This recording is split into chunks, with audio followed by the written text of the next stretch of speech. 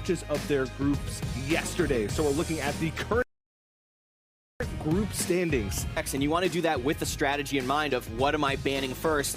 And then because you know you're banning those, you can build your decks to be weaker to those things because you won't have... What do we got here on our table, Kibler? Well, as we see from Alliestrasza's opening hand, this is Murloc Mage. This is a deck that had a bit of a breakout, I believe back in Witchwood, actually, just with the printing of Book of Specters. And it's kind of been floating around. Mage has been one of the underdog classes for a long time, especially since the Mana Worm nerf. It hasn't really had a great hold with many of the control decks, but this has been one of the actual premier aggro decks that's been around in the format. And thanks to the odd Paladin nerf in particular, I think a lot of aggro decks that could have struggled against decks like that can actually have a bit of a resurgence. Mage is exploring all kinds of opportunity. There's the traditional aggressive Mage that lost Mana Worm, but they started playing Mana Addict instead and trying to pressure with Cosmic Anomaly, a lot of damage through Fireballs and Frostbolts. And then there's Murloc Mage, which is kind of more of a minion, board-centric aggressive deck. And Alliestrasza throws away one of her most powerful cards in the deck with Aluneth. What do you think about that? I'm a little skeptical of that decision. Aluneth, as you mentioned, one of the strongest cards, one of the most important cards in the deck to just give you enough power to get through what your opponent might be doing. Her thought process could be that, well, I'm playing as a druid. I need to get as strong of a minion curve as possible and put pressure on them quickly. I can't really win if they get to the point where they're gaining a bunch of armor with Malfurion and their branching paths. It is worth noting, SaltyMonkey here is playing basically standard Malagos Druid. She just said, okay, well, Wild Growth costs 3, Nourish costs 6. They're still good enough for me. This deck is still powerful. And we'll see exactly how well that does play out for her here. You know, no Wild Growth on 2. You can't do that with the coin anymore. But Alliestrasza, no 1-drop, but a pair of Rockpool Hunters is really putting the pressure on quickly. And this is what the Druid deck can really struggle with. Now we see Wild Growth drawn on turn 3, but... you know, that is going to set up for a Gentle Megasaur from Alliestrasza, and that can end the game really quickly. That's right. So, you know, everything comes just a little bit slower for Druid. Wild Growth into Coin Nourish, that's still a thing. It is. It's just weird to see those numbers. It is funny, but you know, those things happening much more slowly. Granted, SaltyMonkey didn't draw Wild Growth till turn 3, but... oh! Hold on, there's actually some choices There here. is. The Wind Fury here does slightly less damage this turn, but it, with any kind of damage buff, is more powerful. So with Fungalmancer or with a potential additional Megasaur or a War Leader, it could hit for a lot of damage, but that's a lot already. Yeah, and this is why Murloc decks have traditionally given Druid a hard time, no matter if they even had Wild Growth and Nourish on 2 and 5. And the reason is because they build such tall, powerful boards that it's hard for Druid to remove everything simultaneously, and they have so much synergy. The Murlocs improve further Murlocs. Right, and one of the big problems here, you look at, oh, well, you have Spreading Plague, you can slow down all these small minions. They're not small anymore. All 3 of these minions are big enough to kill one of the Scarabs from Spreading Plague. So while this does prevent a lot of damage right now, it doesn't actually solve the problem of these minions on the board. It is worth noting that the fact that Alliestrasza took plus attack means that she only had to attack once with each of her minions rather than potentially having to attack twice and get more damage on them, which could make them vulnerable to something like a swipe or other damage-based removal. And you can almost make a justification for any permutation with Allie's hand right now. You want to try and get things like Murloc Tidecaller out faster than usual, but at the same time, you also want to secure the state of the board through things like Cold Light Seer. And then it's also turn 5. Fungalmancer is just kind of what Cold Light Seer does, but maybe a little bit more aggressive, however you've already attacked.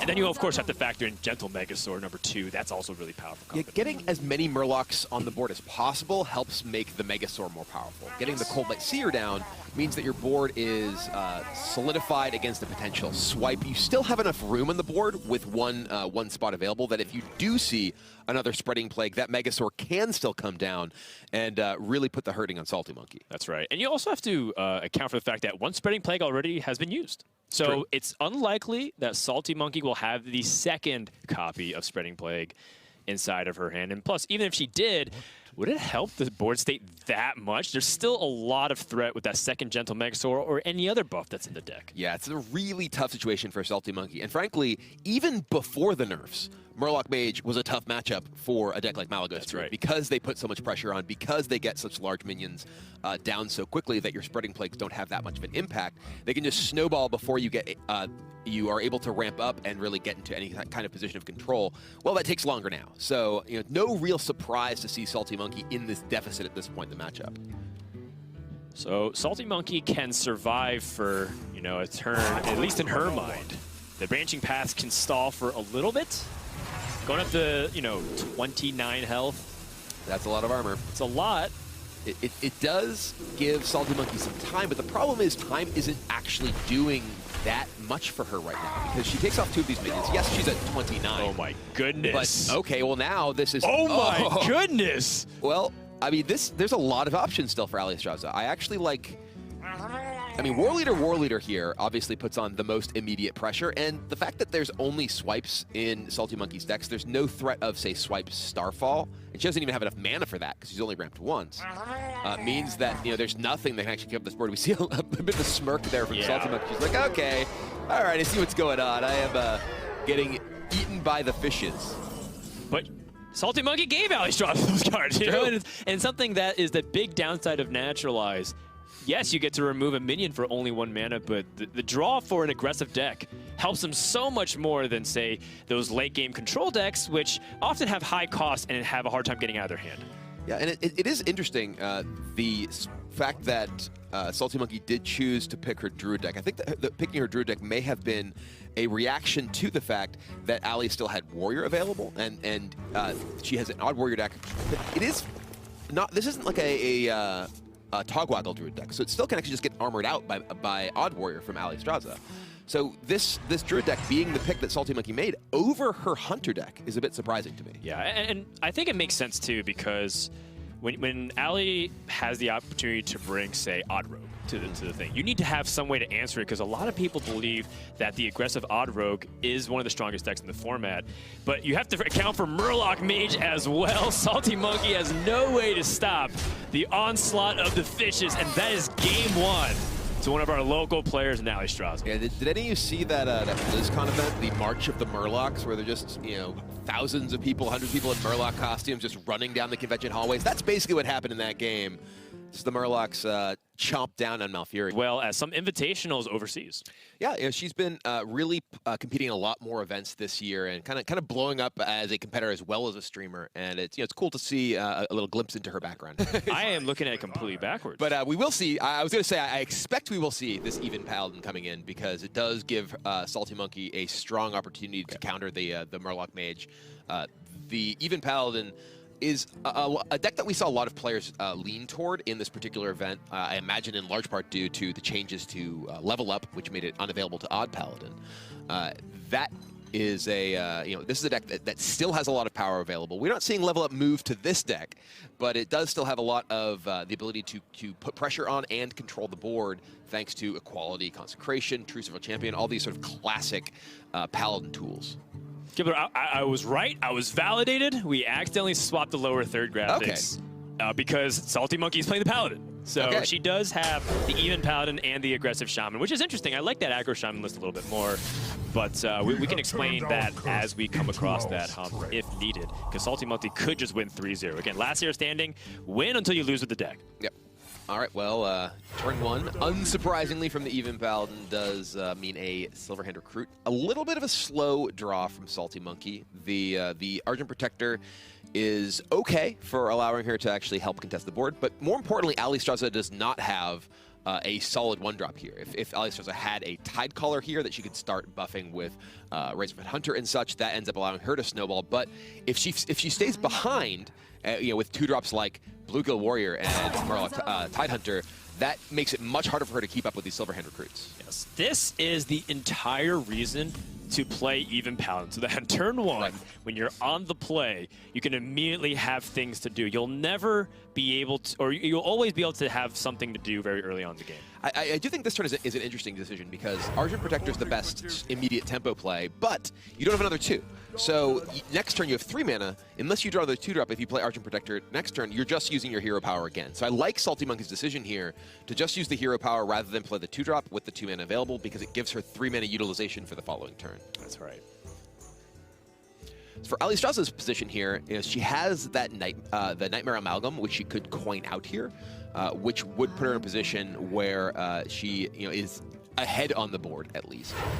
The problem with this is that, next turn, what does she do with her mana?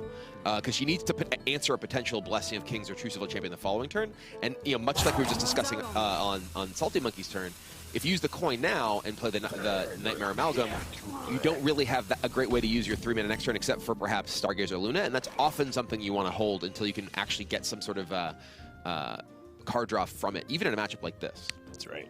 And then on SaltyMonkey's, on her perspective, Murloc Mage strips itself of one of the best tools in Mage's arsenal in order to be more aggressive, which is Area Effect, destroy the board cards. So they're not known for that. If you go very wide onto the board and even protect it with those Divine Shield cards, how will Alliestrasza diffuse a board with so many 1/1 Silverhand recruits that can get buffed by Blessing of Kings, which there are 2 now in her deck? Yeah, there are a lot of Tempo Mage style decks now. They have Arcane Missiles, they have Shooting Star. Murloc Mage doesn't. Murloc Mage's 1-cost cards are all Murlocs. So there's no good way for Alliestrasza to, as you mentioned, sort of deal with a board that goes wide. So right. I like the idea of SaltyMonkey just hero powering here, adding an Argent Protector, just getting her board out there. And, sure, you've got Nightmare Amalgam. That can only kill one of these 1/1s a turn. Exactly. Yeah, people look at Even Paladin as being a very flexible mid-range deck that's capable of being aggressive or a little bit defensive and board-centric.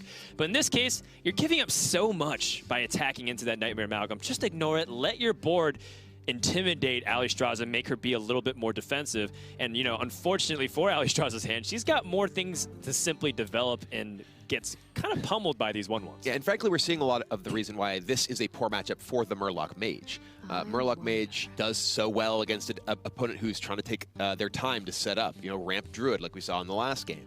They don't really do anything to pressure you, so you get to spend all your mana developing Murlocs, pressuring them.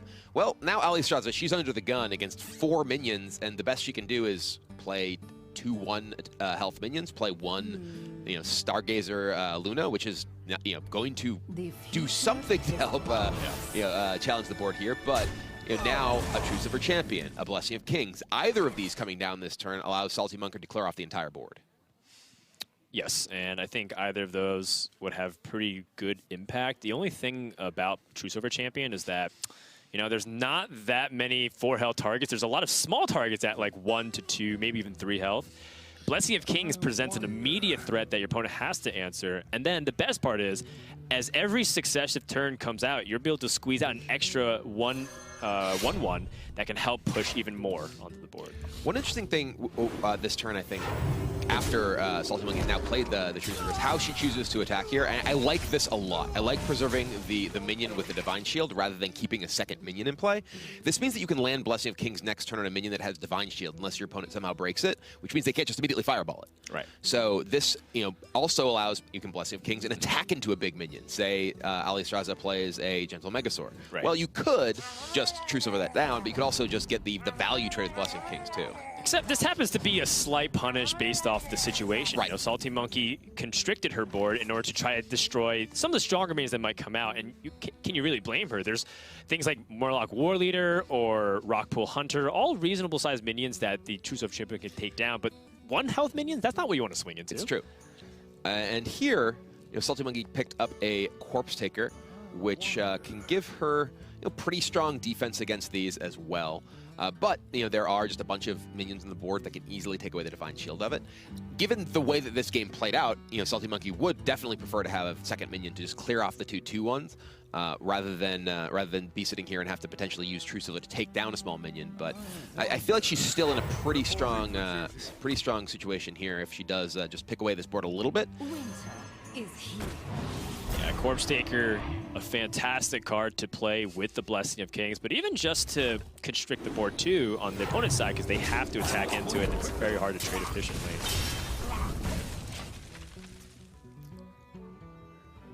Oh, Aluneth is a very big draw for Alliestrasza here. That means if this game continues to go kind of blow for blow, trading on the board, that Alliestrasza will be able to just churn through a bunch of resources. Yeah. And in the sort of short games, Even Paladin essentially gets a resource advantage by the fact that it can just easily use its hero power, and that hero power can just trade with cards from Murloc Mage. You know, a 1/1 trades with Grimscale Oracle, it trades with Murloc Raider, can trade with Bluegill Warrior. But if you're drawing 4 cards a turn, thanks to your normal draw plus Aluneth, you can really outpace even that hero power. Yeah, it's going to be a battle of the legendary weapons. You know, Valinir versus Aluneth to potentially close out the game. SaltyMonkey has a lot of damage, especially if the Corpse Taker goes unanswered. So Alliestrasza has to weigh, do I try and invest a lot of resources into killing off this Corpse Taker?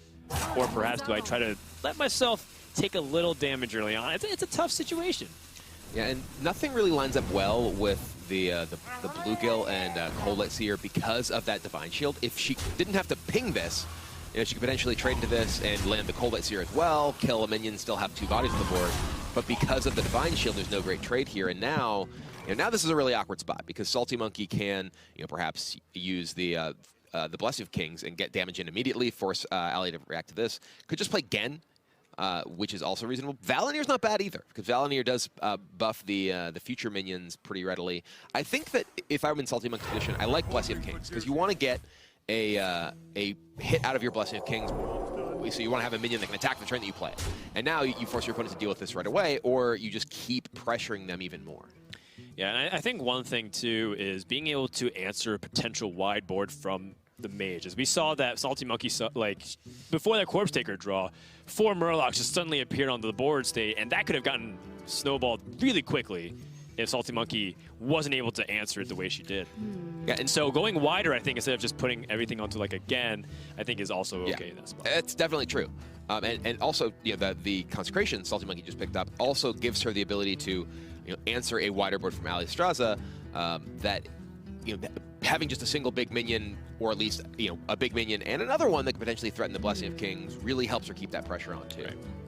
And, you know, one thing Alliestrasza has as well as an opportunity, she could take the damage by playing Aluneth, but one thing that's going to be restricted still in resources is not the card in her hand, it's going to be the mana. Right. So if she chooses to remove with Fireball and Hero Power now, that's actively investing into countering your opponent's next turn as well if you don't play Aluneth, because then you can play Murloc Tidecaller, the Gentle Megasaur, and then Hero Power their inevitable 1 mana play, which is involving Hero Power, because there's no 1 mana cost cards in the deck.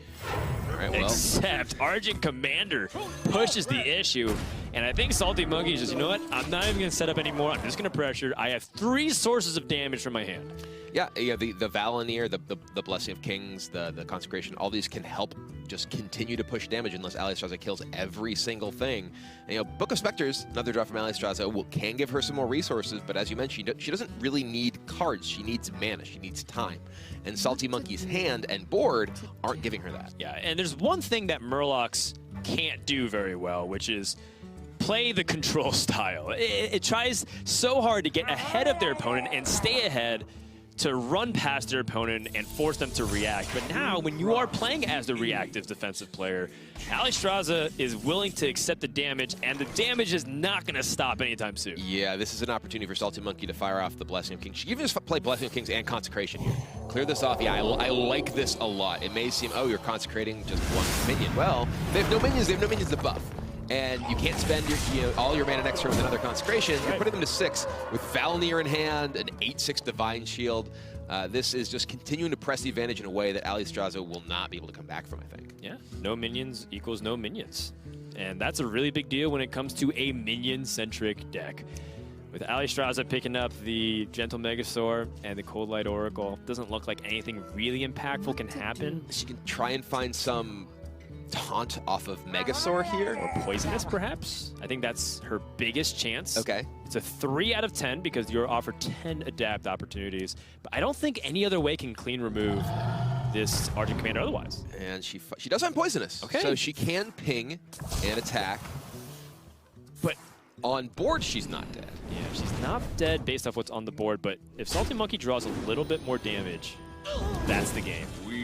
I mean, right now, just Valinir to face means Consecration is lethal next turn, and there's nothing that Alliestrasza's deck can do about it. There's no Primordial Glyph. Yeah, there's no way to stop it. Counterspell. So in SaltyMonkey's position here, you know, she can Hydrologist. She can go get, you know, say an eye for an eye or whatever she wants. Yeah, exactly. But unless Alliestrasza kills her this turn, there's nothing to stop that Consecration if Valinir goes face. Finds Hidden Wisdom, Repentance, and Auto Defense Matrix. None of these are super useful, but none of them are really relevant either, as we were saying. If she just connects with the Valenier, she's going to... Ooh, no! She's going to play Gen. Oh, this is surprising. Interesting. I'm quite surprised by this. Right. Because there are ways for Alliestrasza to come back here. I guess there's just Valenier plus Consecration in hand, so maybe she's thinking, okay, well, I just have this burst next turn anyway.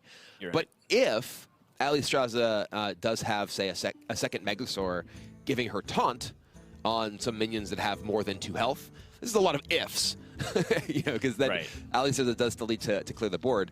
But there's I think, a remote possibility that there's something that stops this, where I think there was nothing that could stop the Valenier play. Yeah, I agree. And there's also a couple of other very corner case scenarios that can come into play. For example, there's a Lifesteal Murloc that you could discover that can help you get a little bit of life, and you never know. It's a very nice edge. It doesn't have Charger Rush or anything, so. It's true, but it could have Taunt if it could. It's a very, again, it's a very corner case, and no corners here. Those are 3 useless adapts for this situation.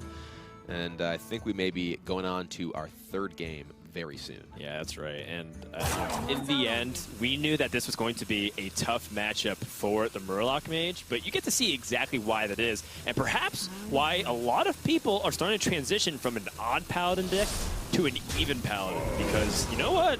Turns out that even Paladin still has a lot of power, even though it lost Call to Arms several months ago.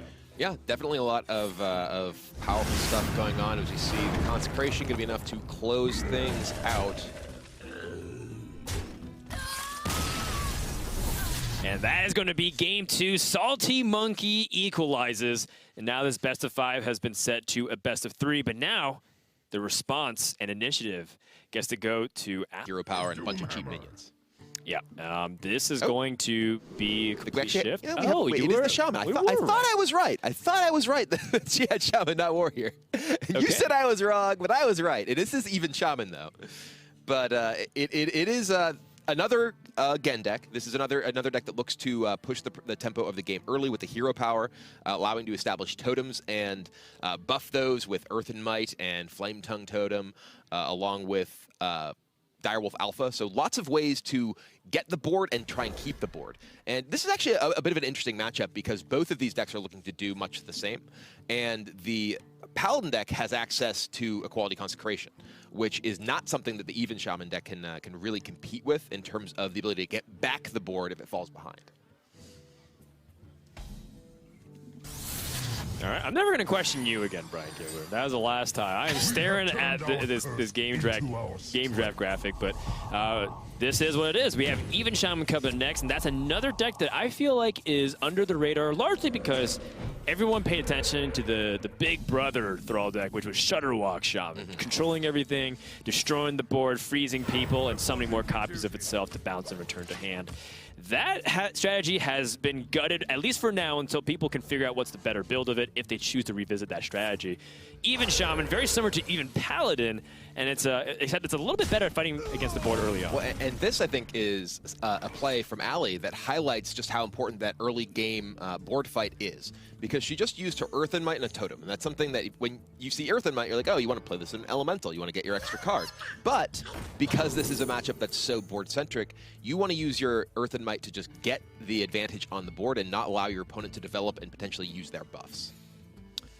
Yeah, although I feel like because of powerful cards like Consecration and Equality, this is a matchup that even Shaman has to eventually close, unless they can rely upon some really powerful late-game cards like the Lich King or Hagatha. Yeah, I think in this particular matchup, Hagatha is the most important card for even Shaman, because not only does it give you the ability to gain back the board, even if something like Sunkeeper Tarim comes down and buffs it, it also gives you the ability to actually out-resource your opponent.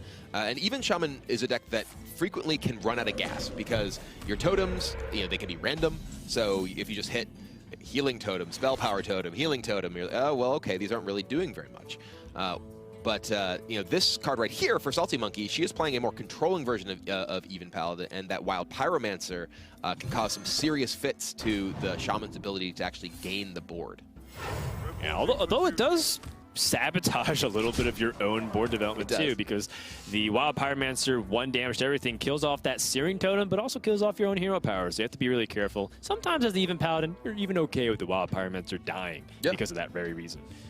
You know, we say Alliestrasza's hand, you know, she's playing a deck that is built to be very proactive and get on the board quickly, but she's a very expensive draw for her deck overall. You know, the Sea Giant doesn't quite come down this turn, was a single mana off, and the rest of that hand is most of the cards that cost 6 or more in her deck. Yeah, even Shaman actually went through a very interesting evolution throughout its lifetime in Hearthstone. It first started off as a fairly aggressive all-in deck that tried to approach very token-centric stuff, and then it just started slowly adding more expensive cards to the point where you're basically just like a slower deck, even if you don't get those early 2-mana cards. And you can just see it right now with Alliestrasza's hand. Really big and powerful stuff, powerful elementals in play or Sea Giant, but nothing to do until turn 6. Yeah, the deck has the 2 Sea Giants, which aren't really expensive in most situations, but if your opponent knows they're in your deck and they fight to contain them, they can be a lot more difficult to play. So, from SaltyMonkey's perspective, knowing that there's a pair of Sea Giants in Allie's deck, and knowing that, well, she just totem passed on turn 5, she's got to be thinking, okay, well, how do I contain this? Should I just be pushing damage to the face? Should I be killing this totem? She does choose to, but interestingly, the fact that she hero-powered herself does mean that Sea Giant is still an opportunity for Allie, but going into 6 mana, there's also Fire Elemental and Argent Commander, so she couldn't keep her off of everything. That's right, and even if, the big Sea Giant comes down, SaltyMonkey has some of the best tools at her disposal to be able to fight back, either setting up a big wall or even just Sunkeeper Terrarium and control everything like you were talking about. So what will Alliestrasza choose to do? Because she has to fight from behind. And again, with these tempo-oriented decks that want to spend their mana as much as they can and control the state of the board, she's playing from behind a deck that always wants to be ahead. Yeah, I think from Alliestrasza's perspective, the key card in her hand she needs to be thinking about is Kalamos, because she's on 6 mana. That means that on 8 mana, she'd really like to play Kalamos and be able to clear SaltyMonkey's board. So she decides to go for the Sea Giant, and this, I think it was this or Argent Commander were the plays she would want to make that turn. The Sea Giant is the immediately strongest. It is weaker against Sunkeeper Terrarium, which is a card that SaltyMonkey has in her hand, because if she did play Argent Commander, she could kill a minion on the board immediately and couldn't get value traded into Terrarium or anything like that. Except it is going to be very painful to have a Sunkeeper Terrarium come down with the available for the hero power, and you're still a turn away from Hagatha, which is, I think, the number one thing you're scared about on turn 8 against your opponent. And Kalamos adds a second layer of fear to that. Yeah, there's actually a few interesting plays available to SaltyMonkey here. She could... I think the most obvious one is just Terrarium, and you can attack your 3/2 ooze into the 1/1 totem and then Terrarium, so you actually get an additional minion effectively. Or squeeze in a hero power. Well, she can't hero power coin because she has the Pyromancer. Oh, you're She'd right. have to trade off the Pyromancer if she wanted the hero power yeah, coin. that's so annoying. So, exactly what we're talking about, too. So yeah, that is something that can sort of cause you to have a more difficult situation. It looks like she's not going to take the value trade, though, on the 3/3. She just wants to push Davis to the face. No, she's going to trade now. Okay, so this is a little bit of a misstep, I think, from SaltyMonkey, because she could have gotten a free trade there with the ooze rather than full-on trading one of her minions. Yeah, I'm inclined to agree here as well. You want to have maximum board pressure, especially because you're coming up on power turns. And Alliestrasza has been giving hints to SaltyMonkey about the state of her hand for a while now, because quite frankly, her first 5 turns of the game were as bad as weak as it usually gets for even Shaman. Yeah, so Alliestrasza does have a couple of options here. She could use her Fire Elemental to kill one of these minions, which can set up the Kalamos for the following turn. That does still leave 6 power on the board, one of them being a 3/7. But you do have the Fire Elemental body to potentially attack in. You don't want to use your Hex prior to a Spike-Ridge Steed, usually, in this matchup, because Spike-Ridge Steed is such a nightmare if you don't have that available. Yeah, that's a good point. And now, this is a window of opportunity for Alliestrasza to come back into the game through Kalamos, or, through Kalamos board destruction. I believe it's the invocation of air. But she can also use the opportunity to heal herself in a pinch situation, because let's be real, even Paladin has a lot of damage also in the hand. It's true, yeah. There's a lot of burst potential from Even Paladin, in addition to what we saw last game with Valnir, you know, the Consecrations, his Venging Wrath. We don't see it in SaltyMonkey's hand right now, but it's always something that has to be top of mind. It's the threat of equality into a Venging Wrath. Not only does it kill your board most of the time, but it also often kills you. So SaltyMonkey now, she has a lot of options here. There's the Spike Ridge Steed. I kind of like the idea of Spike Ridge Steeding this turn because it does allow you to eat the Fire Elemental and still keeps the pressure on. She just goes with Coin Lich King. And this is also obviously very, very strong. This does mean that she gets a Death Knight card. But now Kalamos, with the Fire Elemental attacking to the Lich King, can actually clear the board. And the same would be true of Hagatha. Oh my goodness. Yeah, I mean, this Death Coil picks up 5 extra damage for only 2 mana. Yeah, we were talking about burst, and that's a lot of burst. It's very powerful. Even if Kalamos does come down and clear off everything but the Tarim here, there's still 3 damage on the board, plus 9 burst from hand. So that's nearly lethal for SaltyMonkey just next turn. Exactly. And playing the Kalamos here means there's no Kalamos heal available next turn. There is also the possibility of just playing the pickup. I was thinking about the Kalamos before. She just drew Flametongue Totem. Flametongue Totem does mean that she can play Flametongue and just kill the Lich King there. She has an Argent Commander that can't quite kill the Tarim, though, so there'd still be 6 left on the board. Yeah, this is something that I was even thinking about myself, too. You know, there is a lot of validity to killing off the Wild Pyromancer for your own stake of the board, but sometimes it damages your opponent board, too. So had the Coin Lich King come out, Tarim would have been a little bit weaker. Alliestrasza goes for the Menacing Nimbus, tries to seek a better elemental play, but not really anything substantial. And Corpse Taker can bring her back in the life total. It doesn't have to have. Oh, no Divine Shield either. That's Ooh, the massive. fact that, oh yes, the fact that Alec here is in the hand. This could just be Pyro plus Consecration plus Death Coil. Is that lethal? That's 6, 8. No, it's 1 off. It's 1 off with the Death Coil. But you got other sources of damage. It's true. You don't need to end the game right now necessarily. There was an elemental that was played last turn, so Kalamos can heal next turn. So just firing off your Death Coil and killing your Pyromancer could still be a little bit problematic. Yeah. So now the Kalamos can come down, clear off this board, but there is that Death Coil that'll just finish things off, or just a Blessing of Kings at this point, or Argent Commander. So Allie, she could heal with Kalamos to avoid those killing her, but there's still just a board, you know, doing 12 damage to her next turn. That's all the life she'd gain from Kalamos. Still dies to a combination of buffs. It's a really tough spot for Allie. Yeah, man. The range of the Lich King cards can be very wide. You can have Anti-Magic Shell, which can basically cement the board, and SaltyMonkey will never ever lose control. There's Frostmourne, just to add 15 damage. So even if you're able to survive, you have to have layers of damage, or layers of health, excuse me, and defense. So Alliestrasza, how are you going to navigate, if you can even do that, out of this situation? I don't really think there's a way. I mean, the totem there, getting a taunt totem, does mean that she's at least not just dead to a Blessing of Kings if she does Kalamos for damage on her opponent's minions. But then, you know, how is she winning from here, right? Exactly. And I think that may be her thought process here is, okay, well, I could clear the board, but now I can just play this Alec here. Well,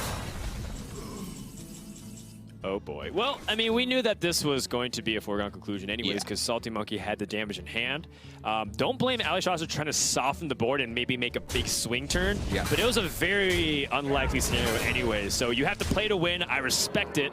And SaltyMonkey's going to climb to a 2-1 advantage. yeah, and I think that was sort of a nod to, okay, well, I could use my Kalamos here, and, you know, maybe I survive a few turns, but I'm so far behind, right? Get a 2-1 advantage in the series up against the Odd Rogue from Karacube. Now over in Group C, I'll try and catch you guys up. We've got Bloody versus Skarakai. Now the series started off with a handlock up against Shavala Paladin. It was an incredibly close one. A lot of Horsemen came into play, but once Gul'dan came out, the Horsemen just could not stay on the board, and it ended up going the way of Skarakai. But Quest Rogue is now what is going on, because Bloody has brought it to the table. It destroyed. It really has one new card, but it's a very powerful new card in the form of Mass Hysteria. Mass Hysteria is a incredibly powerful board clear that gives the Priest deck a lot more early game defense, which is one of the things it really struggled with. We see actually both sort of combo style Priest decks, both the Topsy-Turvy and Cloning Priest, really got huge upgrades for Mass Hysteria, and this is one of the matchups where it can be a really big deal. Yeah, for people who are tuning in halfway and are a little bit confused why such an unusual lineup is being brought, there is a pick and ban draft phase prior to this tournament, or prior to this round, excuse me. They have to do it for every single round that they play. And Alliestrasza has this Priest as her last remaining deck after using it to react. And I think Priest, in general, especially Cloning Priest, is a deck that has a lot of nuance to it, and people might feel like its win rate isn't actually reflected in how powerful this deck can be. Yeah, there are a lot of decks like that where the deck itself is very powerful, but not necessarily straightforward. And we see that with something like Topsy-Turvy Priest. The win rate records for Topsy-Turvy Priest, if you look at something just like HS replay data, are really unimpressive. But if you look at someone like, say, Dog, it's like, oh, well, you just crush everyone with this deck. So I think that that's also true of the Cloning Priest deck. We've seen players like Asmodai take his #1 legend even. Right. And there's a lot of detail to how you want to navigate each matchup. Yeah, and it's all, it does remind me a lot of the Big Priest from back in the day. Big Priest was about putting out big minions and then resurrecting them after they died. However, it's a little bit less all in on a specific strategy of drawing Barns on 4, and it's a little bit more about understanding your resurrect pool and trying to time out your mana expenditure, especially with Gilded Gargoyle, like the ability to get multiple coins into your hand. How are you going to layer that throughout the game? Yeah, this is an interesting play from Alliestrasza, choosing to coin out the Radiant Elemental. Speaking of mana usage, Radiant Elemental is fantastic for giving you mana discounts, but also just is a 2/3 body, which it looks like Alliestrasza just wants to use to fight for the board. One of the key things about a matchup like this, recognizing there is equality, there's consecration. You can't just rely on getting a big thing in play and winning. You need to defend yourself in the early turns, and that's exactly what Alliestrasza is doing with these two Radiants. Yeah, but it's also a really powerful opportunity in the late stage of the game if you can just drag it out and then combo your opponent down. This deck has some amazing burst with Malygos, Prophet Valen, and you can get them all at the same time if you time and, sometimes get a little bit fortunate with how the Xerix Cloning Gallery is. Yeah, the Xerix Cloning Gallery, the reason this deck is called Clone Priest, is an incredibly powerful card. If you get the right mix of minions remaining in your deck, being able to get both Malygos, Prophet Valen, you can Mind Blast someone for 40 in a single turn with your pair of Mind Blasts. Man, Shadow Essence for 4. I take it back. This can be a Barnes-oriented deck. If you're able to pull out, say, the Lich King early on, or have, a really powerful effect like Obsidian Statue, which destroys a random enemy when it's upon Death Rattle. Those kinds of things have some really early game determination that ends up influencing a significant advantage for the Priest player. Yeah, this is a really interesting turn for Allie, exactly how she wants to navigate it, because she has 2 Radiants, both of which would die to an attack from the Argent Protector. She could choose to heal one of them up. That really doesn't do very much against a Consecration if SaltyMonkey was going to try to use that. She could just double bump the 1/1 and then play Gilded Gargoyle, which means that even if SaltyMonkey does clear off her board, she at least has the coin from the Gargoyle available. Yeah, I like that. Yeah, it is the choice that Allie does decide to make. This, her board could just get Consecrationed away, but that does mean that, yes, she gets a coin from the Gargoyle at least, and she's not getting, there's not any development from SaltyMonkey, which is actually, even in a situation where you lose a lot of stuff, sometimes like, okay, well, I lost a lot of stuff, but my opponent is developing more to put me under pressure. Yeah. This is a big hit to Alliestrasza, though, because those Radiants are pretty key to her ability to not only control the board, but develop a faster game plan with something like Shadow Essence. Yeah, I think Allie was hoping for the ability for one Radiant Elemental to survive, so that way she could utilize the coin and then for 5 mana play Shadow Essence, hopefully pull out a really big minion. But in this case, probably has to go back to the drawing board. And, she was hovering over the Blood Mage Thanos on the far left, and that's an okay play, but you're also, once again, conceding the board to the Even Paladin when you had an opportunity to get ahead, and because of that draw on Ziliax, once again has to reevaluate what's the important swing turn in this matchup. Well, right now, she can just try and go cycling a bit, essentially, with the Blood Mage Thanos. She does have Ziliax to potentially answer something next turn. And the threats for SaltyMonkey now are primarily the Blessing of Kings, and just additional board development coming out. Yep, coining out the Zilliax. I don't blame Allie because the best play for SaltyMonkey in response on turn 5 is a true silver champion. And that's not going to be the case here. Her best play is either a Blessing Kings with that Serenite Chain Gang, which recently got a little nerf, but it's not going to apply in this situation. Could if she draws her Valinir and hits it. It could. You are correct. Reporting for duty. Somewhere I was like secretly hoping that it would keep the buff copy, but it ended up just being a 2/3 taunt minion no matter how you slice it. Yeah, for those who may not be aware, we're talking about just the other day, just yesterday, in fact, a round of balance changes went in. One of the cards that was changed was Serenade Chain Gang, primarily to reduce its effectiveness with Shudderwalk. You can't get Shudderwalks that now infinite Shudderwalk combo. Does happen to influence any sort of buff cards that affect the Chain Gang while it's in your hand. Yeah, precisely. So then what does Allie do now that her hand, again, is still not really developing into much? It's removal, it's a little bit of card draw, it's a little bit of, combo potential, but nothing really substantial. And that's kind of something that this deck does tend to struggle with because it does so many things. It sometimes does nothing. Right. Yeah, I mean, when you draw your Mind Blasts don't do anything until you're killing your opponent. Your Mind Blast is just a dead card sitting in your hand. Exactly. You draw your Shadow or Death. Well, it's a good card if your opponent plays a big minion, but it doesn't do anything until your opponent plays a big minion.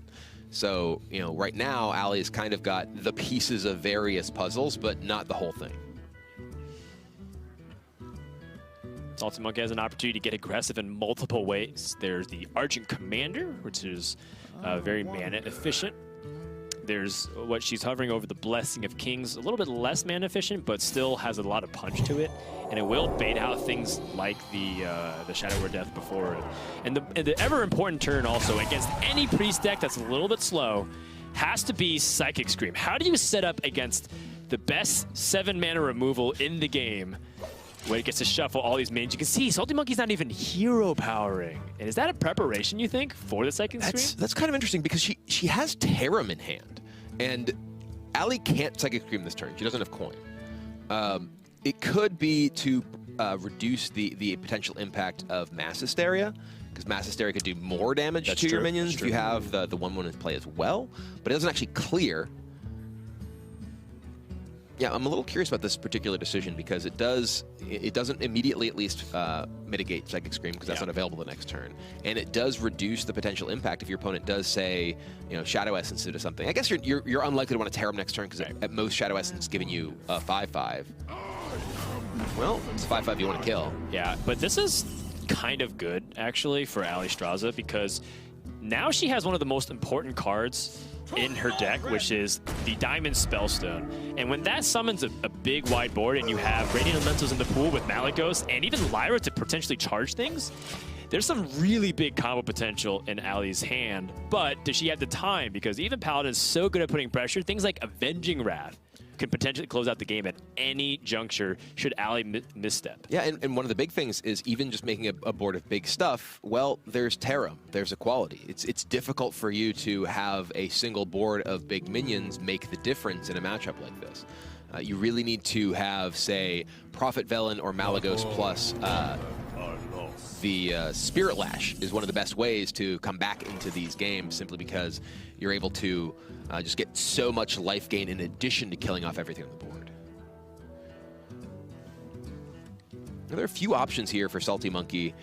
She could go with the Tarim here and push some more damage, kill off the Velen. That does mean that Tarim is her, right now, her only tool to help mitigate another big minion coming out. She has no Equality. She could just fire off Avenging Wrath or Consecration, along with using just the Divine Shield with the Avenging Wrath potentially to kill the Prophet Velen, but just does decide she's going to go ahead and fire this off with the Tarim.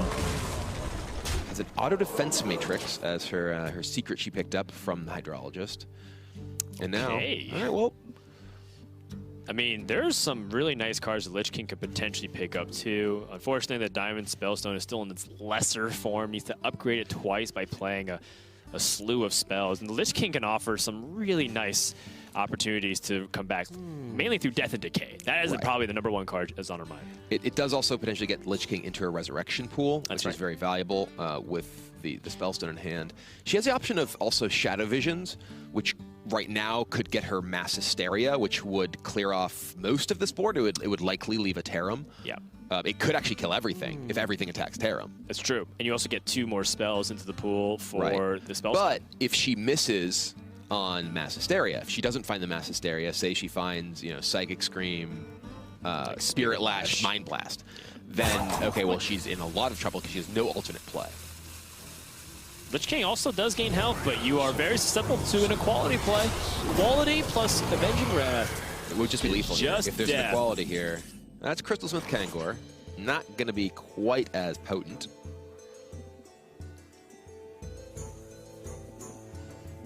I'm trying to look for a potential way for SaltyMonkey to close out this game.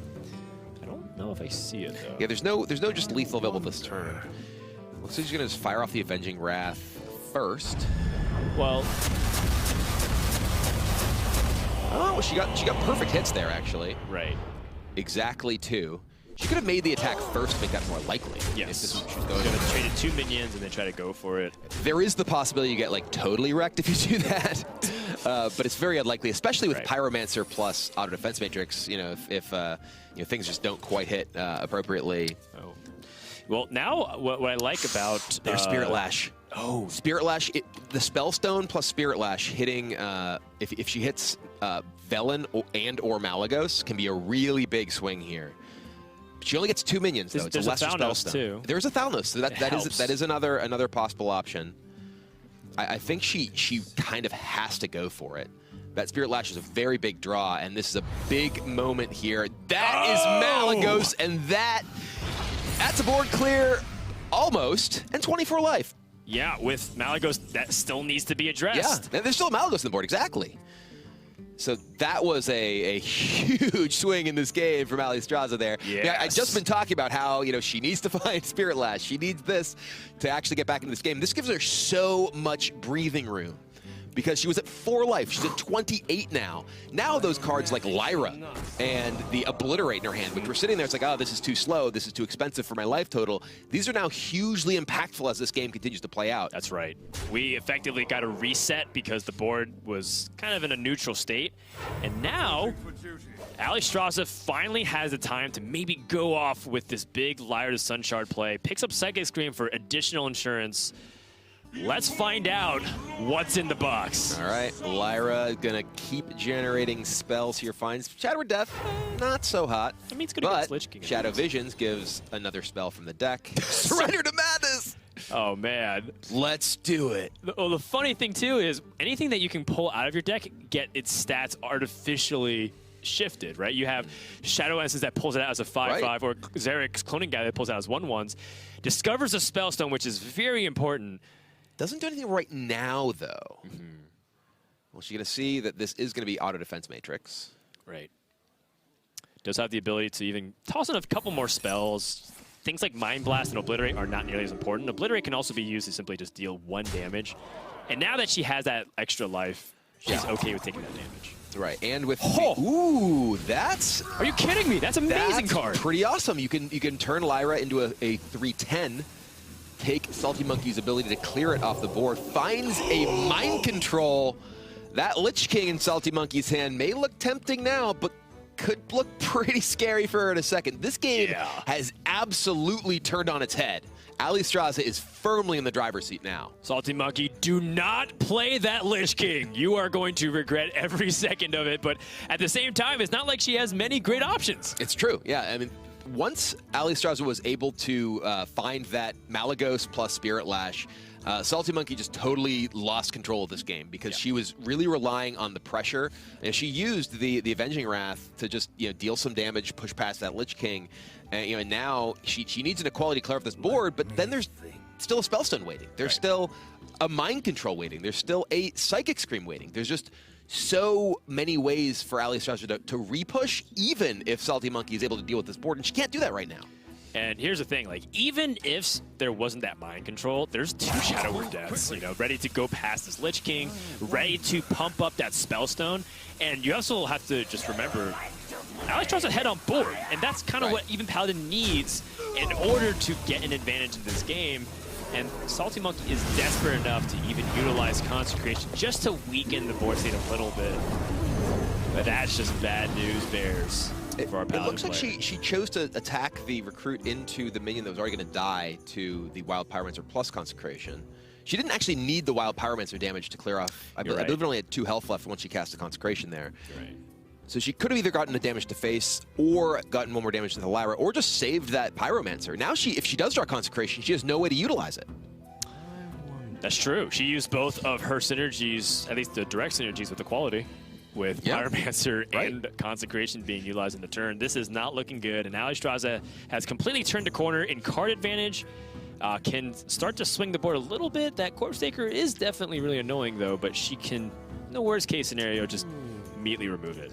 I mean, I think that just casting Psychic Scream here is totally reasonable because, you know, she clears off all this stuff on the board. She still has Mind Control for a follow-up threat. She could just Mind Control here. Yeah, that's kind of what I was thinking here. Mind Control, shut down your opponent, shut down the ability for your opponent to easily remove the board with equality. Yeah, and the big thing here, the Mind Control, pulling the trigger Mind Control here, protects your Lyra, and you still have 2 Shadow Word Deaths in hand. So if your opponent does play a big thing, you don't need to sit and wait with Mind Control for it. You could just use the Mind Control proactively. If your opponent doesn't have a big thing, great, you win. If they do, okay, you have Shadow Word Death anyway. Yeah, and this is Priest at its best. Historically, any kind of defensive slow Priest that has card advantage just rarely loses against decks that need the board early on. Right. Once SaltyMonkey lost control of this board, once that Spirit Lash came down and killed everything and put Alliestrasza out of the burst damage range, there's been very little that SaltyMonkey's been able to do. Even Paladin, you know, it does have, you know, strong ability to control the board, strong ability to push damage, but it does not really have like card advantage tools, and that's just everything Alliestrasza has right now. And we see SaltyMonkey's like, all right, I'm just gonna push face. I like this. I like this attack. SaltyMonkey just realizing that she cannot win if she tries to fight for board control. She needs to pressure because she has maybe 1 or 2 more turns before it's lights out guaranteed. Oh, until that Binding Heal comes in, that is going to continue to cement Allie's board position while healing. Oh, and by the way, Spellstone's also getting upgraded. Yeah. This is looking like it's slipping out of SaltyMonkey's hands by the second. And Alliestrasza, I think just mostly at this point, needs to figure out, okay, well, what's the best way to use all of these tools I have? Because I've got everything I need. It's mostly what can possibly go wrong from here? You know, what do I do if those cards are Equality Consecration? You know, how do I set myself in a position where I don't just get blown out by some sort of board clear? And that's, I think, part of the reason we haven't seen her just immediately pull the trigger on Diamond Spellstone. Because, you know, she already has a really powerful board, and I think she actually is just like, okay, I don't want to overdraw.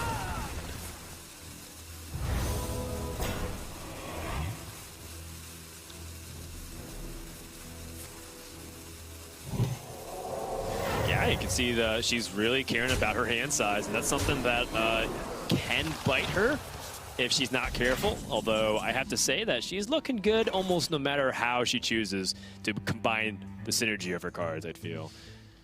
All right, well, at this point, I'm willing to say there's almost nothing SaltyMonkey can do. it is a pretty terrible scenario right here. I mean, she does have the ability to at least clear off the Lich King, but yeah, there's still 3 minions on the board. Alliestrasza killed her own Lyra because she had too many cards in hand. That's the sort of scenario you're fighting against, and you've got 1 card yourself. Oh, Malagos with 1 mana Mind Blast is 10. That's lethal. That's yeah, lethal, there's the Malagos Mind Blast plus 10 on board thanks to the Wind Fury on that Corpse Taker, and I think, yeah, Allie's just counting it out. There it is. Allie strikes back, and that is going to be a tie series going into game number 5. And that is going to be a mage deck remaining from SaltyMonkey to close out this series and to see who moves on and who goes home. Yeah, and you know we've seen how the dynamic of Last Hero Standing can be really important. Being able to pull out a deck that you feel like has an edge. And there, it looked rough for Alliestrasza early on. It has a lot of powerful tools, has a big powerful endgame itself, and crucially has Polymorph. That's going to be a lot of what this game is about, is the threat of Polymorph, because Alliestrasza's best way to win this matchup is a lot of what we saw last game, Mind Blast you to death. It's not going to be fighting for the board with big minions because, well, this is big spell mage. Got a lot of ways to kill big minions. You know, so the key is going to be getting those the Malagos and the Prophet Velen into the res pool so you can pull off those big Mind Blast turns. Unless you somehow just get the cloning gallery into kill you turns yourself. Man, I am really scared for SaltyMonkey. I think that this deck moves like molasses. It is so slow, and you know, at least if you were playing like, say, an odd control mage, you at least had a 2 damage hero power to maybe press the issue, but you are extremely limited to just what is at the top end of your deck. Thankfully for her, she has Dragon Caller Alana, but it is a long road in order to put a real assault, and then your opponent still has, you know, Psychic Scream, Mass Hysteria, which just shuts it down immediately. So Alliestrasza this turn did not hero power an emote, which is the turn 2 classic priest play. SaltyMonkey hero powered, but did not emote. Well, so that I feel like she's ahead. Correct. Yeah, as you can tell, we don't have much to talk about in this early game. Yeah, I mean, this is going to be a build-up game where both players are just trying to build to their powerful end games. Alliestrasza ultimately has the more powerful end game. She has the ability to just burst kill with Mind Blasts. However, SaltyMonkey has the tools to pick that apart and has fairly powerful end game herself that she's going to have to be dealt with by Alliestrasza. Right, and I think one of the key cards, and apologies if you already said this because I was doing some early game homework myself. Much like these players were also doing homework on paper. You know, Polymorph to remove things from the pool. Alliestrasza has to play around that and control what she's trying to specifically get in her Resurrect pool. Because unlike the aggressive matchups, you can kind of control what's being played onto the board and make that Spellstone, instead of feeling like you have to control a range of minions, it can be exactly those 4 minions you want. Polymorph's like the only card I've talked about, Dan. Okay. Yeah. But anyway, no Polymorphs just yet, but of course that's not a card that we're going to see coming out necessarily in the early game regardless. But it is a abomination coming down simply because, yeah, SaltyMonkey, she realizes I am the aggressor in this matchup. And that's a key element of understanding control matchups, because someone's the control deck, someone's has to be the aggressive deck. And when you're the combo deck that has the inevitability in the end game, if you assemble all of your tools, you're the one who has time. So the mage is the one who has the onus of taking action, as we see SaltyMonkey deciding to coin out that abomination here. I am a little bit surprised that she chose to coin it out. She could have just waited until next turn and potentially saved coin for later for, say, you know, another big play. But does want to put the pressure on. This does preemptively answer Lyra, which is something that her hand didn't deal with very well otherwise. Yeah, and I really like this play, too, from just playing the Arcane Tyrant. I'm not sure if you've talked about this, Brian Kilber, but as the mage in this matchup, you want to take the board state very proactively. And what I really like about this in particular is that it can really answer the Lyra, too, which is just super crucial because of how much resources it can generate. Are we the Chuckleheads now? We've always been the Chucklehead. If you don't know that, you probably are. It's like Rounders, right? You know? Yeah. Anyway. If you don't know who Michael Scott is, then you're Michael Scott. And so now we come into an important juncture where now Priest actually has real plays. And good lord, is that a lot of mana to spend over the next 7 or 8 turns. Mass Hysteria to clean the board state, which should guarantee your board clear. Yeah, there's no way that Mass Hysteria does not clear things off. And now SaltyMonkey, she's got some daring Fire Eaters. Yeah. She's got a Zilliax. You can just get that Zilliax into play. Look at this clock. Look, you got to get started somehow.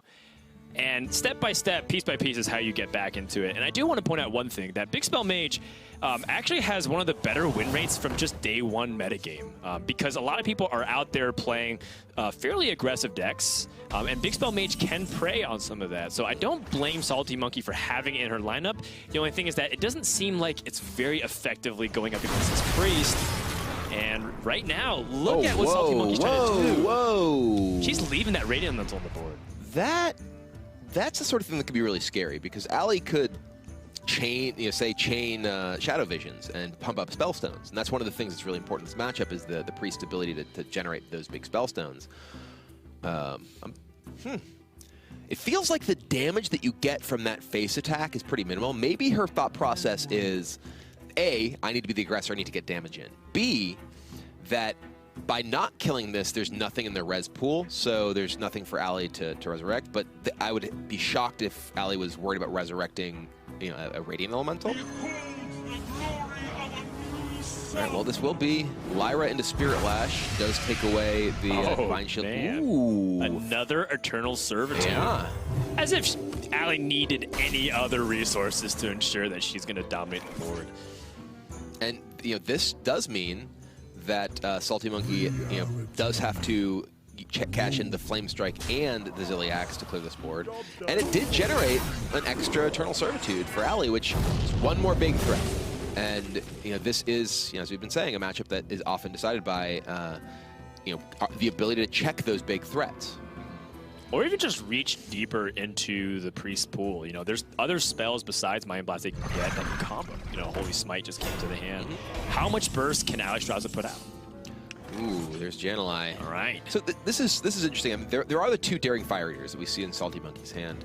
But other than that, she is still 7 away from actually Jan'alai into Ragnaros. Yeah, so when we see Jan'alai, it's been a new card from Roster Khan's Rumble that's been put into a lot of these odd mage decks, but without that, you have to hero power a lot in order to get there. So that card's not going to come down for most of this game. Yep. All right, well, this does mean that Allie can definitely kill the Lich King here if she can just remove the Artificer. So she could just use Holy Smite trade in, and then if she wanted to, she could just double res, but I think resing Obsidian Statues is not necessarily what's on her mind. They're relatively tough to deal with. They take a Meteor or a Polymorph, and Polymorph, as we've said a number of times, is at a premium in this matchup. Copying my analysis again. But they do have a very, very slow clock. I think perhaps stronger is the possibility to Servitude into a Lyra, because it's guaranteed Lyra or. And now, Smite, right, yeah. and now Smite here. Vivid. Oh, wow. So you can make copies of whatever you have on board. You can copy the Obsidian Statue or the Lyra for maximum cards, but then you're also going to that overdraw possibility that we're talking about. And something that we didn't mention is if she overdraws like Malikos, her burst is significantly reduced, but then SaltyMonkey can also steal it with Death Grip. So that's also something to pay attention to in the coming turns. Nice and steady. No need to rush this matchup. I like the discipline shown by Alliestrasza so far, but what's SaltyMonkey going to do in response? Well, Death Grip, as we're saying, some key cards you can find. Lich King, all right. That's a pretty good one. Lich King's big, and you know, SaltyMonkey, she needs threats here. She needs to have things that can force Alliestrasza to actually answer. She could play double Fire Eater just to ping down the Lyra rather than play this Flame Strike here. And that's a big boon also to Jan'alai, something that we didn't really address very much. And now all of a sudden, it's only a couple turns away. Yeah, now instead of being 7 away, it's 2 away, I believe. Yep. She can go infinite. Stonehill into Stonehill. The dream. Yeah, that's how you get it. You know, an army of 1/4s may get there eventually. But, you know, we could be in for a long haul, or this game could also end very suddenly. It depends really on how Allie chooses to craft her combo plan. And does SaltyMonkey find a window of opportunity to potentially force Allie to to use her removal and then time a well-timed Dragon Caller Lana to seal the deal? Yeah, and that's something that's got to be on Allie's mind is I need to keep ways to deal with the big threats you have. And now the remaining big threats, you know, there's the Dragon Caller Lana, as you mentioned, which is the most significant one because it can end the game right away. And frankly, the way you have to deal with that being Psychic Scream is, well, they can draw it again and play it again. Granted that you also fill their deck with dragons, and those are a little bit awkward for them to draw through. So. Something I didn't even realize about that's really sick with the coin also is that when you're able to play things like Prophet Balin, you can Vivid Nightmare that and then like go even bigger with like big damage, and that just stretches your combo potential like crazy. And that's something I'm really excited for. And that I think is a big part of the reason we see Allie holding on to that Radiant Elemental. Yes. Because Radiant Elemental obviously could have given her a little bit more efficiency on the Lyra turn to do, you know, kind of some wacky stuff. But it's also just a way to help her close out the game. And Radiant and that coin that she just picked up from the Gargoyle increased her reach in terms of that burst potential dramatically. The reason why I'm laughing is that a second Lich King that SaltyMonkey stole also picked up another Death Grip, which gives her another ability, or another chance rather, to steal an important card from Alliestrasza. And in a slow matchup like this, where, you know, if you're able to defuse the combo, it might come down to the fatigue scenarios. That's something that we didn't even think about either initially. Maybe the mage can just outlast the priest. Much to the dismay of the producers here in the show, because in the series, we have a schedule to maintain, and we're most likely going to go over if it comes up to that. Yeah, Allie, you know, she has that additional Eternal Servitude. This, I think, is the one from the Lyra, and I think, I think it's actually better for Allie to have played the one that she just drew naturally, because it conceals the information from SaltyMonkey. Now SaltyMonkey knows, oh, well, there's an extra Eternal Servitude. Right. So playing the one that your opponent knows about is in your deck, I think, you know, conceals a little bit of that from them, and I think that can be valuable in this style of matchup. Well, Death Grip number 2, what's it got? All right, Gargoyle. Okay. That's not a high impact card. Yeah, it has some uses. It's primarily a combo tool, so you can get more coins in your hand. Eventually, just cheat out a lot of spells and combos that you can't normally. Wow, what an outcome! The Obsidian Statue snipes Lich King with its dying breath. And this, from SaltyMonkey's perspective, you know, she could have played stuff before this. She could have played Stonehill. She could have played Gilded Gargoyle to reduce the likelihood that that happens. And now, especially that she's just playing these afterwards, you know, I have to you know, imagine that she's regretting her initial decision. She gets another Stonehill Defender off of Stonehill Defender. Is there any other option? No.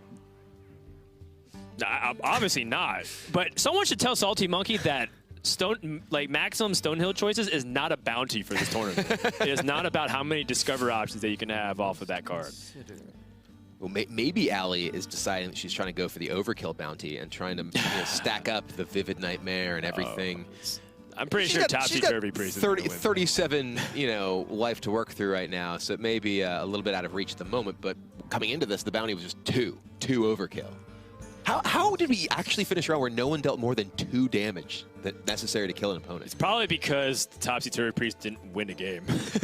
You have to win in order to get the overkill. So, okay, here's a question for you, Frodan. If you're in, you know, say you're in a position in the tournament, let's say you're in the finals, okay? Yes.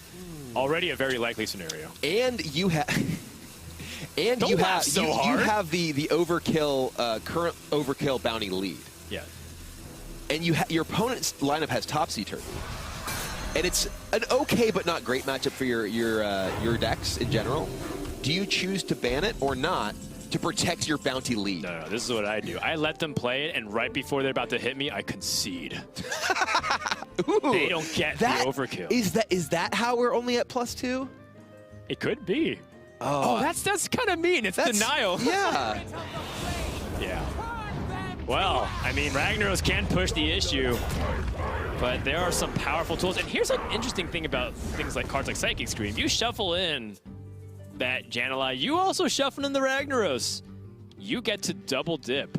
Yeah, and right now, Allie, she doesn't have Shadow or Death. She does not have a way to deal with the Ragnaros, let alone the Jan'alai as well. She only has 1 death in her deck. You know, she can try and make a big board out of Spellstone here. She does still have Malagos and Spirit Lash. So say she takes a bunch of damage and doesn't die, you know, that can clear off most of the board, can't quite kill the Ragnaros. Yeah, I mean, going wide on the board is historically one of the best ways to counter Ragnaros, aka the Shaman hero power. But I don't know if Alliestrasza has like real good game plan after that. So you know, if SaltyMonkey is able to manipulate the board state with her a vast array of removal tools, she could be playing directly into SaltyMonkey's hands. And the Psychic Scream feels pretty terrible, let's be honest. It does, because you're giving your opponent 2 more Ragnaros that you have to deal with. However, SaltyMonkey may say, okay, that's both Psychic Screams. Ooh, there's Ragnaros. Hold on. All right. This isn't wild. Top deck Ragnaros, what year am I in? Well, 2018. Current. It's almost 2019. Future year. In case you're genuinely curious. But, oh, there's death. Oh, big pickups. Oh, that is a big draw here because Yes. well, the somewhat awkward thing is often what you kind of want to do in this matchup against Polymorph is protect Prophet Velen with Shadow or Death. You want to Shadow or Death it so it gets into your res pool and your opponent can't Polymorph it. But, whew, all right, well. Now, so here's like where you can go super all Now in. this is getting interesting. Yeah, you have the ability to go off with double Radiant Elemental this turn and a coin. If you're going to do that, you got to do it soon. Yes.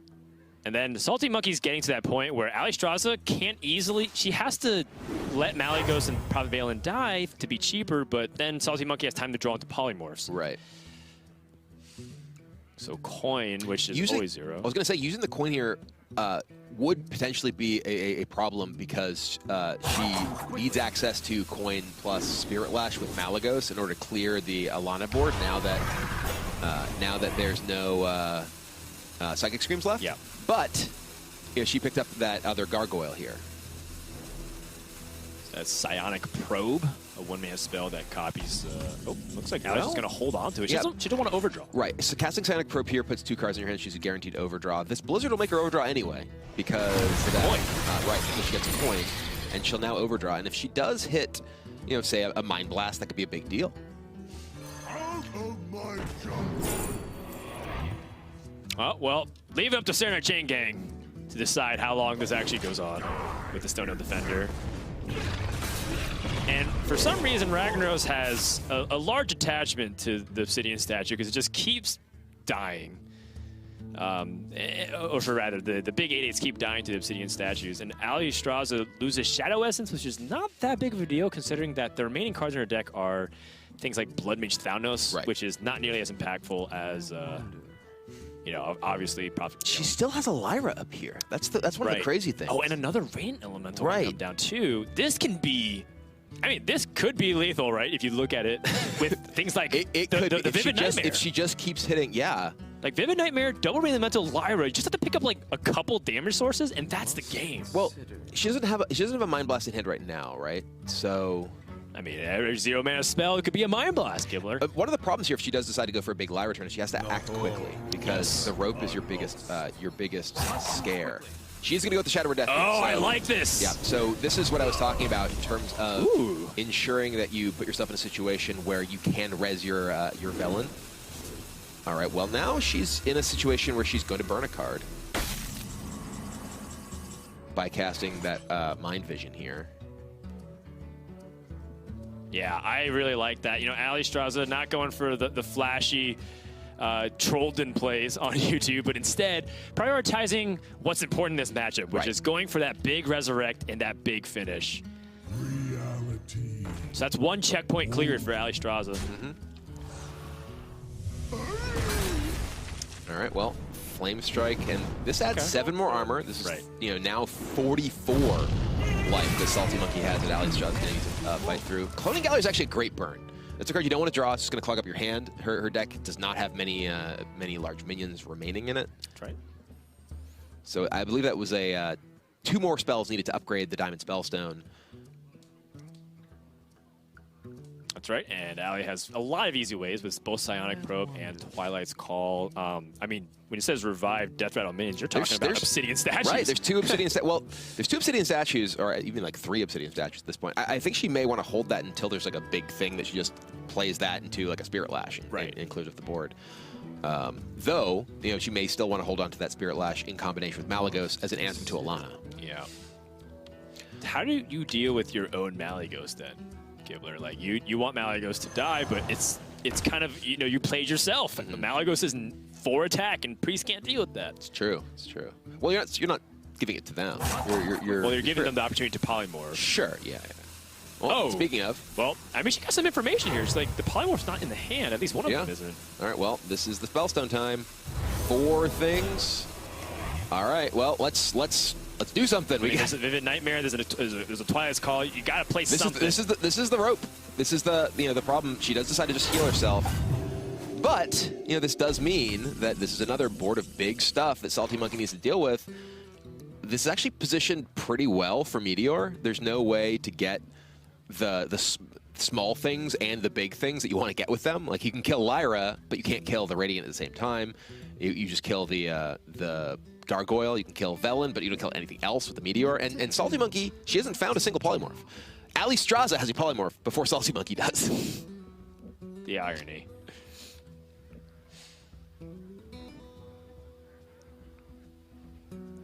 SaltyMonkey also doesn't have ways to build the board dramatically. Has to Meteor the big combo, but leaves up so many powerful things to the point where Prophet Valen's probably the least of her concerns if there's going to be more spells generated. Yeah, this is a scary scenario. Mind Blast picked up. There we go. Yeah, well, this is not a scenario where Mind Blast is super terrifying. Oh, I actually just realized that there's also the Gargoyles that can come back from Twilight's Calls. There's no guarantee of the Obsidian statues. Well, still a lot of power. With Vivid Nightmare can summon another Radiant Elemental. Right. And then you can just go off with cheap spells. But you gotta go. And Allie, she's sitting here waiting, and I think you gotta, Vivid Nightmare that. Okay, now Shadow of Pain something for free. Yep. Okay, now go. Yep. Like, your rate limiter here is the amount of time that you actually have. Whew. All right. Yeah, you know, I think you actually don't want to play the... Well, actually, you can play because you can actually get your other guy killed. All right, you've got you know, coin here from the Gargoyle too. Right, trade in the Gargoyle and then, you know, Holy Smite's burst. Yeah, we're gonna hit the rope here.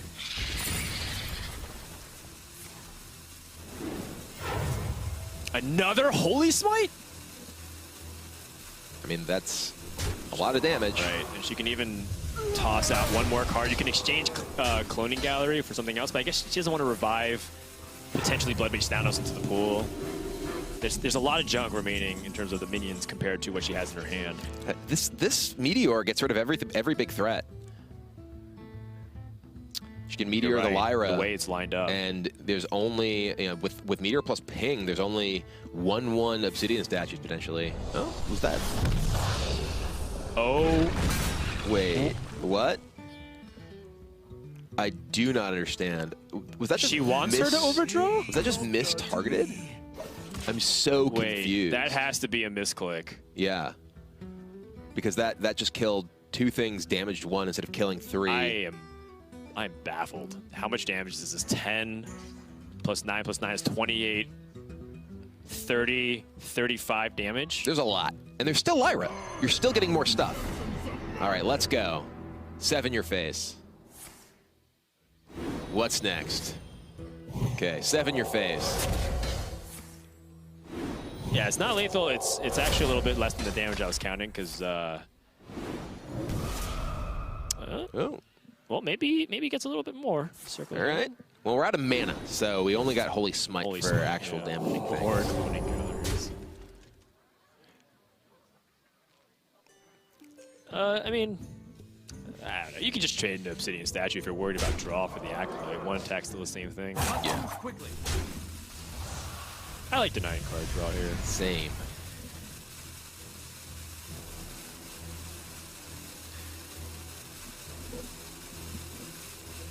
I mean, maybe the thought process from SaltyMonkey is that she wants to leave the Lyra up and hope that Alliestrasza burns key cards, but there's not really...